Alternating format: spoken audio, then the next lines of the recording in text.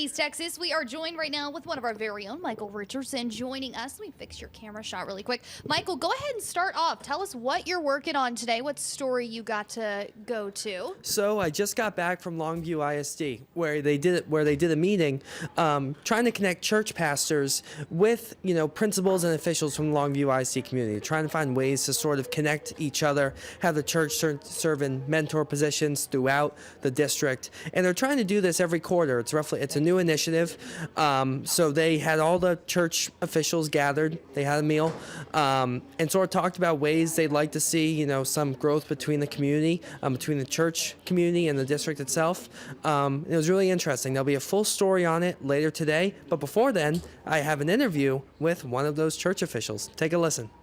Where would you like to see the relationship really grow between the community pastors and the school district itself? Yeah, I think it would be cool to see churches really kind of grow and think about just like, hey, what are we gifted in? What can we add value to these communities?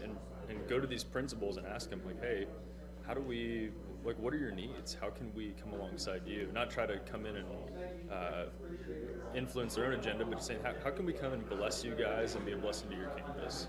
Are there any specific ways you think your group would want to help the church would want to help the school district particularly?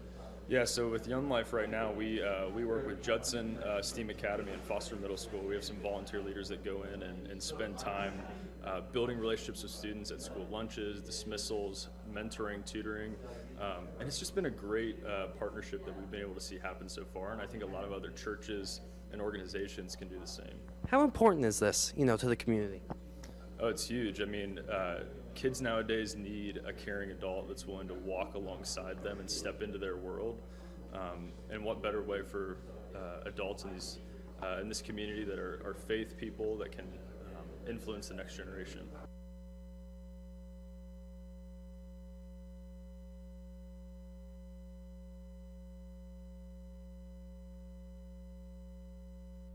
Alrighty. Now, Michael, we were talking a little bit off camera. This has to do with the Senate bill that was passed through the Texas legislature, not passed through the Texas legislature last year, talking about bringing in chaplains as a kind of a counselor and guidance for students. Yeah, and one of the people from the district actually mentioned that during the meeting. It ran roughly an hour. Mm-hmm. I forget the exact title of the bill. But yeah, a bunch of numbers. That's what you need to know.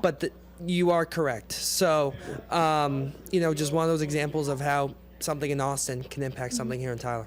All right. Well, once again, Michael Richardson. Michael, where can we hear more about this story? So you can hear more on KLTV. There'll be a web article later tonight. Perfect. Thank you. Appreciate it. All right. Let's go ahead and turn